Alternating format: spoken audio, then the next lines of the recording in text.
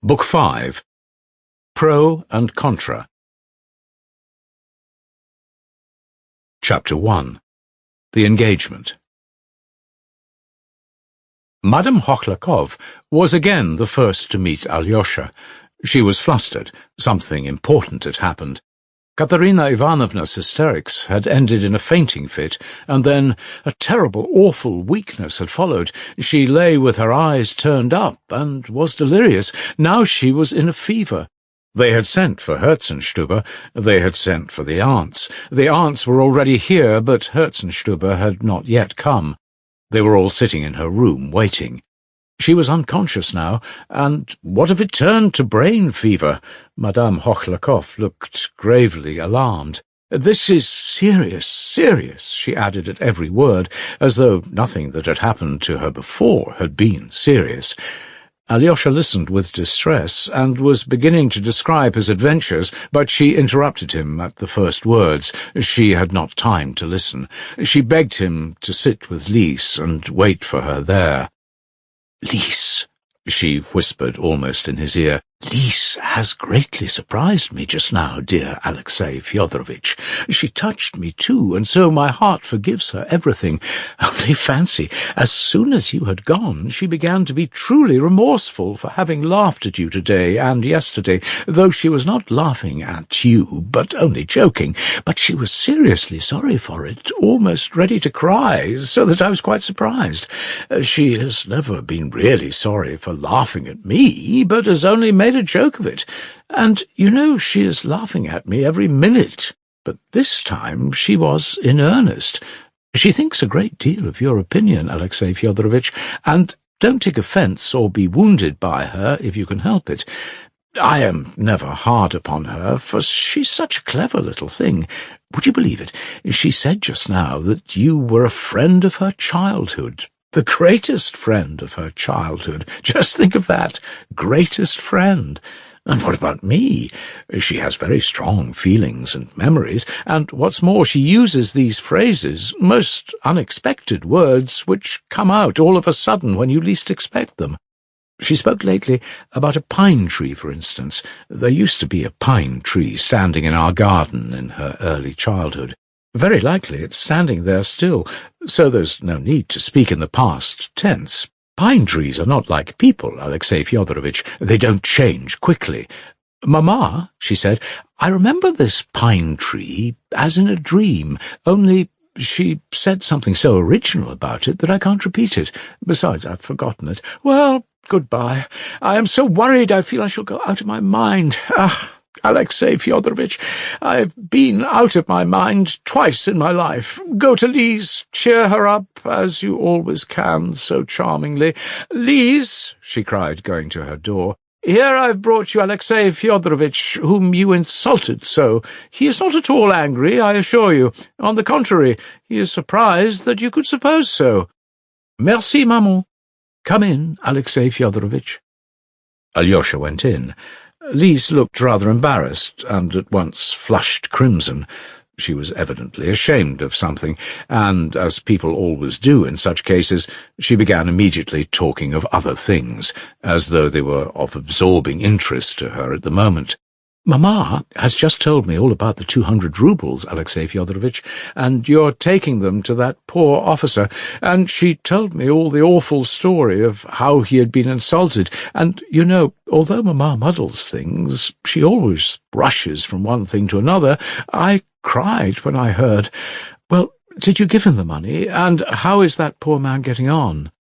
"The fact is, I didn't give it to him, and it's a long story," answered Alyosha, as though he, too, could think of nothing but his regret at having failed. Yet Lise saw perfectly well that he, too, looked away, and that he, too, was trying to talk of other things. Alyosha sat down to the table and began to tell his story, but at the first words he lost his embarrassment and gained the whole of Lise's attention as well. He spoke with deep feeling, under the influence of the strong impression he had just received, and he succeeded in telling his story well and circumstantially. In old days in Moscow he had been fond of coming to Lise and describing to her what had just happened to him, what he had read, or what he remembered of his childhood.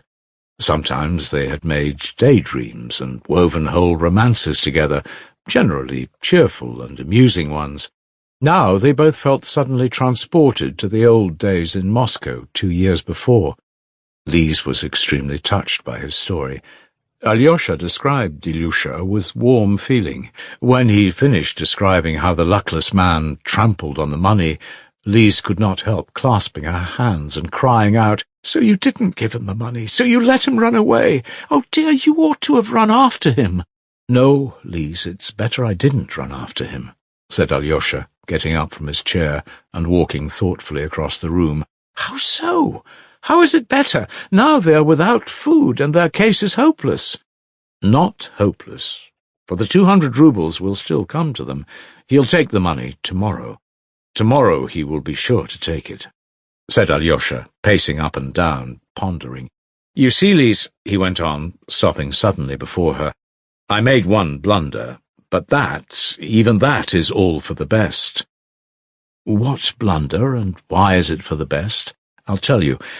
He is a man of weak and timorous character. He has suffered so much, and is very good-natured.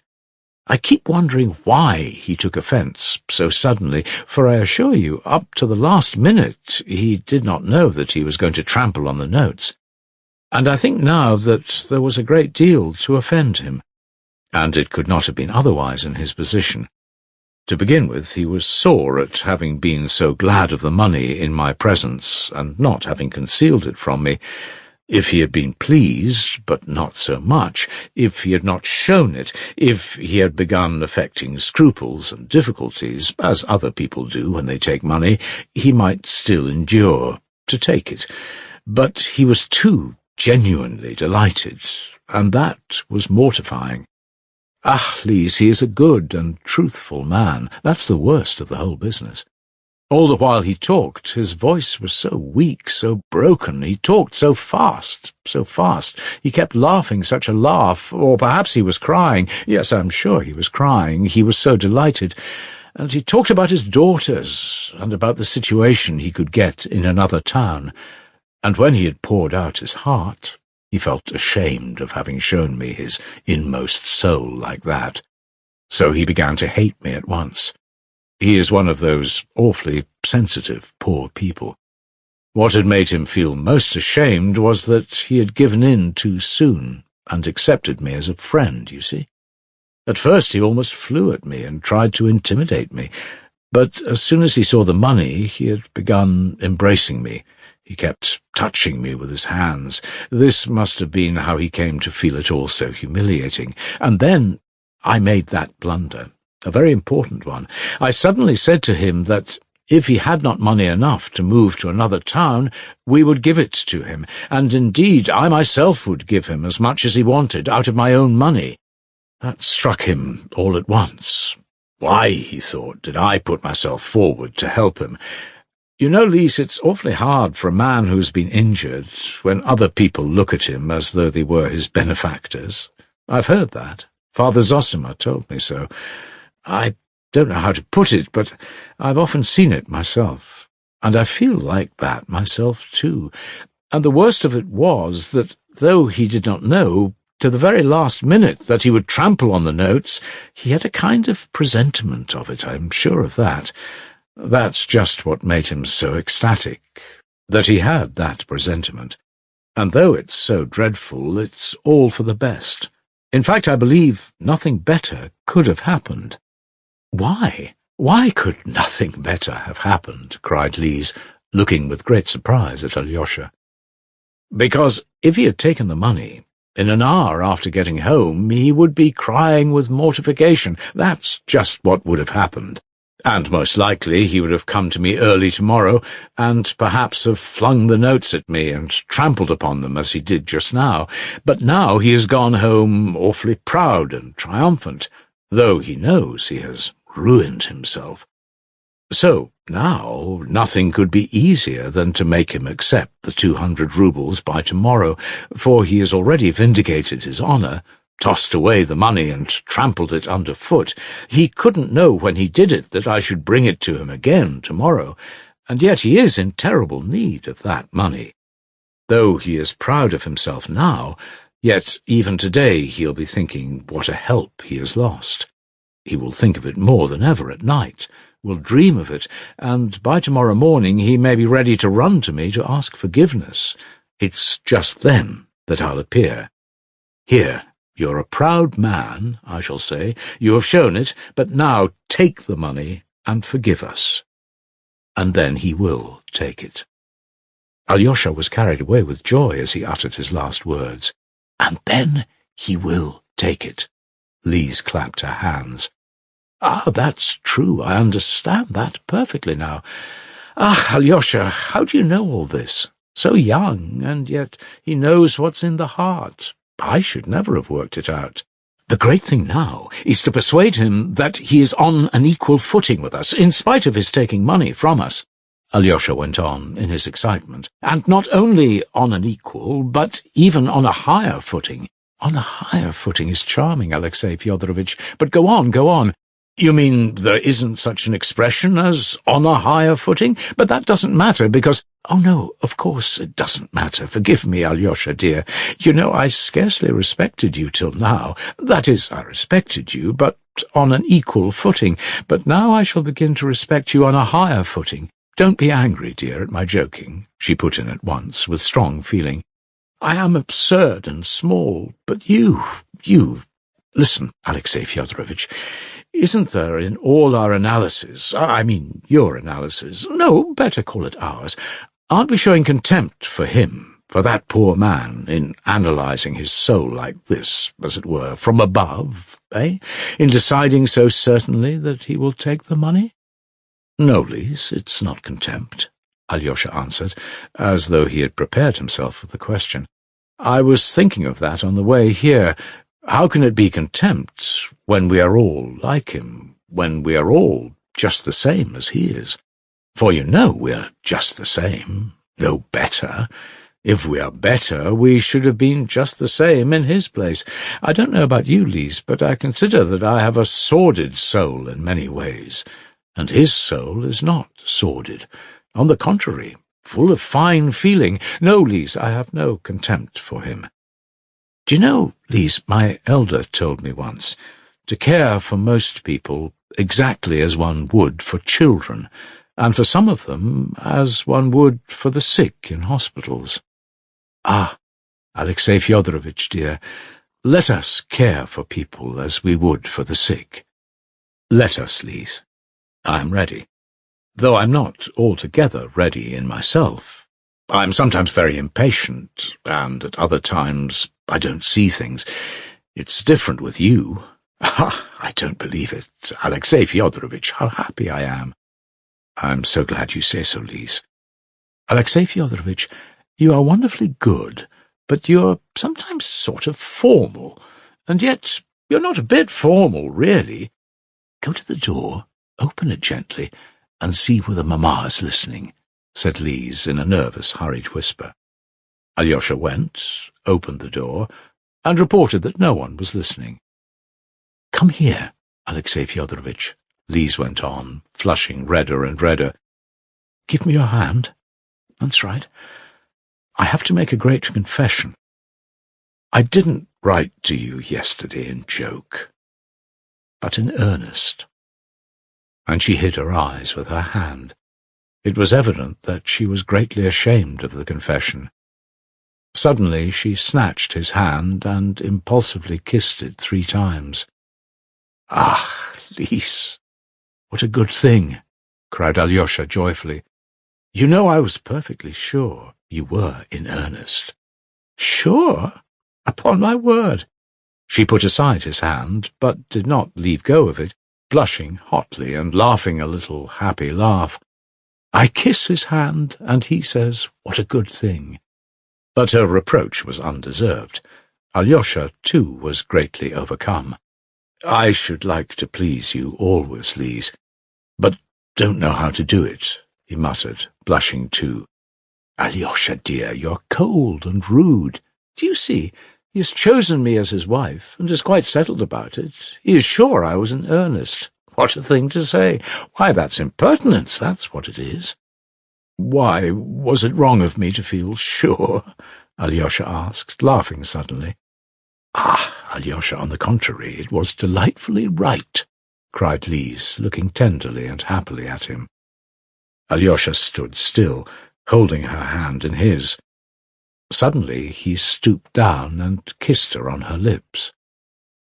"Oh, what are you doing?" cried Lise. Alyosha was terribly abashed.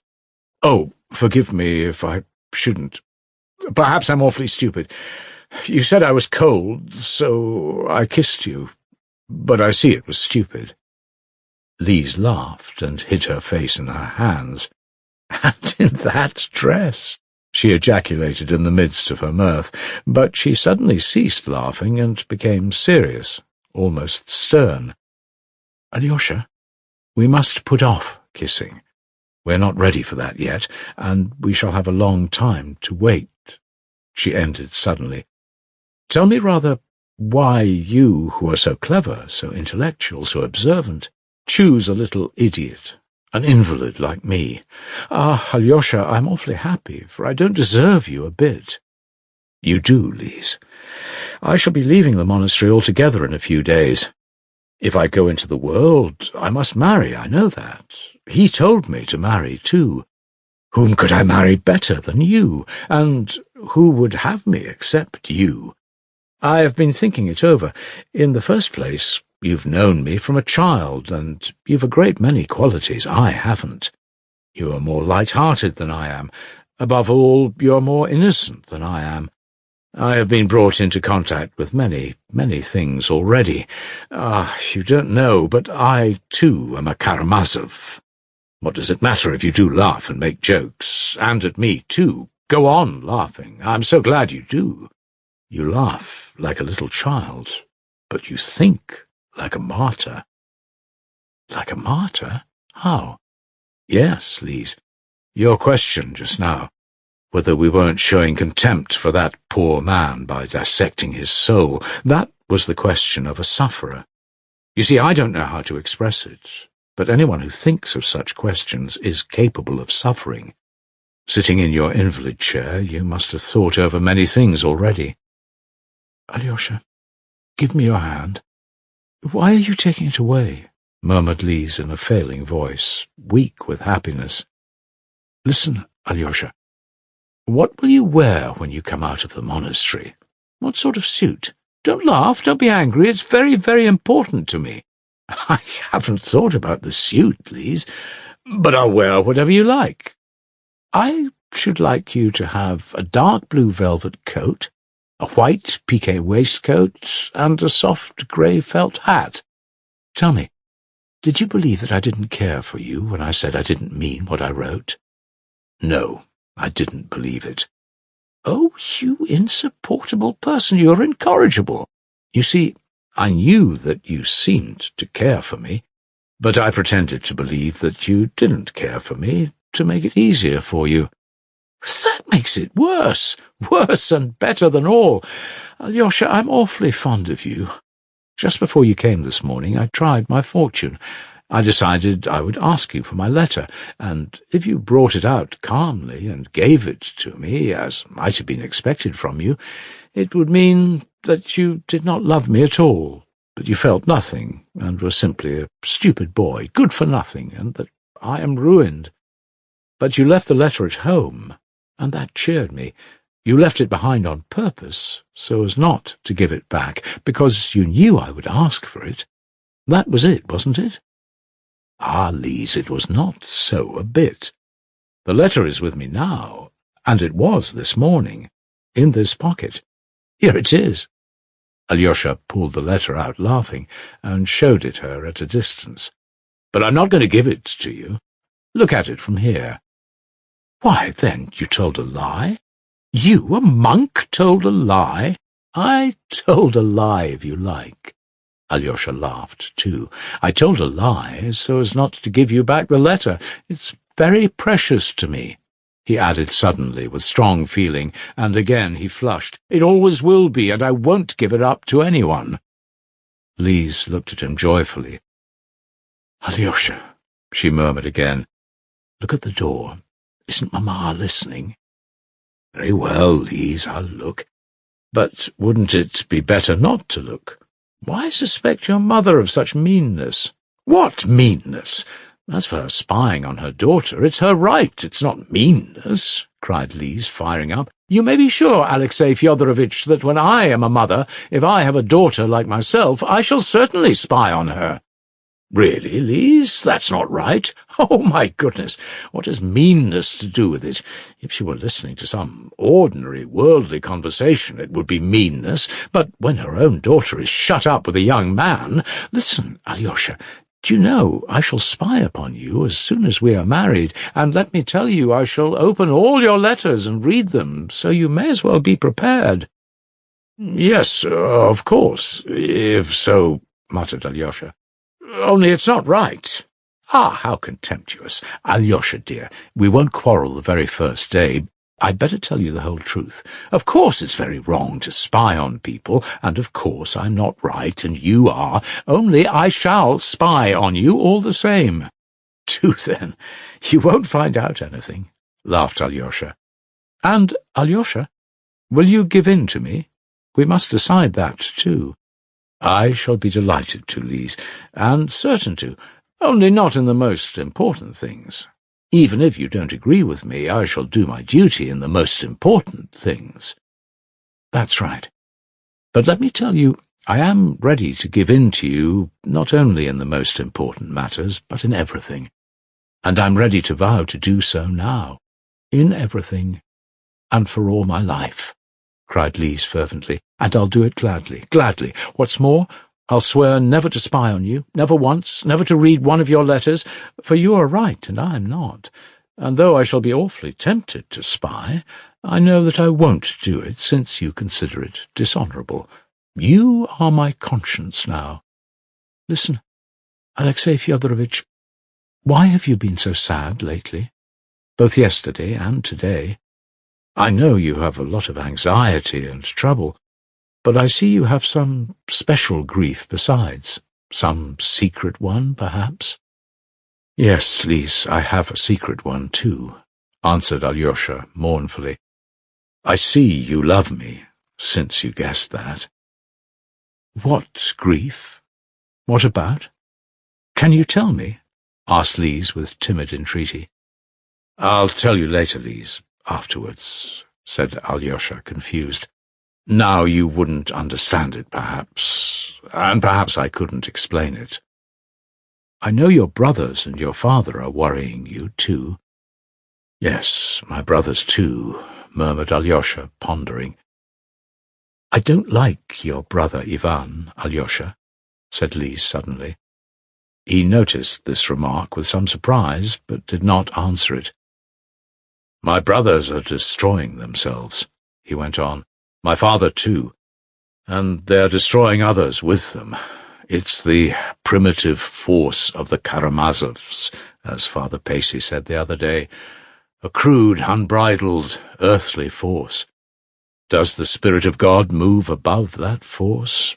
Even that I don't know. I only know that I, too, am a Karamazov. Me, a monk, a monk. Am I a monk, Lise? You said just now that I was. Yes, I did. And perhaps I don't even believe in God. You don't believe? What is the matter? Said Lise quietly and gently. But Alyosha did not answer. There was something too mysterious, too subjective in these last words of his, perhaps obscure to himself, but yet torturing him. And now, on the top of it all, my friend, the best man in the world is going, is leaving the earth. If you knew, Lise, how bound up in soul I am with him, and then I shall be left alone. I shall come to you, Lise. For the future, we will be together. Yes, together, together. Henceforward we shall be always together, all our lives. Listen, kiss me. I allow you. Alyosha kissed her. Come, now go. Christ be with you. And she made the sign of the cross over him. Make haste back to him while he is alive. I see I've kept you cruelly. I'll pray today for him and you. Alyosha, we shall be happy. Shall we be happy? Shall we? I believe we shall, Lise. Alyosha thought it better not to go in to Madame Hochlakov, and was going out of the house without saying good-bye to her, but no sooner had he opened the door than he found Madame Hochlakov standing before him. From the first word, Alyosha guessed that she had been waiting on purpose to meet him. "Alexei Fyodorovitch, this is awful. This is all childish nonsense and ridiculous. I trust you won't dream. It's foolishness, nothing but foolishness," she said, attacking him at once. "Only don't tell her that," said Alyosha, "or she will be upset, and that's bad for her now." Sensible advice from a sensible young man. "Am I to understand that you only agreed with her from compassion for her invalid state, because you didn't want to irritate her by contradiction?" "Oh, no, not at all. I was quite serious in what I said," Alyosha declared stoutly. "To be serious about it is impossible, unthinkable. And in the first place, I shall never be at home to you again, and I shall take her away, and you may be sure of that." "But why?" asked Alyosha. "It's all so far off. We may have to wait another year and a half." "Ah, Alexei Fyodorovitch, that's true, of course, and you'll have time to quarrel and separate 1,000 times in a year and a half. But I am so unhappy. Though it's such nonsense, it's a great blow to me. I feel like Famuzov in the last scene of Sorrow from Wit. You are Chatsky and she is Sofia, and only fancy, I've run down to meet you on the stairs, and in the play the fatal scene takes place on the staircase. I heard it all. I almost dropped. So this is the explanation of her dreadful night and her hysterics of late. It means love to the daughter, but death to the mother. I might as well be in my grave at once. And a more serious matter still. What is this letter she has written? Show it me at once, at once." "No, there's no need. Tell me, how is Katerina Ivanovna now? I must know." "She still lies in delirium. She has not regained consciousness. Her aunts are here, but they do nothing but sigh and give themselves airs. Herzenstube came, and he was so alarmed that I didn't know what to do for him. I nearly sent for a doctor to look after him. He was driven home in my carriage. And on the top of it all, you and this letter. It's true, nothing can happen for a year and a half. In the name of all that's holy, in the name of your dying elder, show me that letter, Alexei Fyodorovitch. I'm her mother. Hold it in your hand if you like, and I will read it so." "No, I won't show it to you. Even if she sanctioned it, I wouldn't.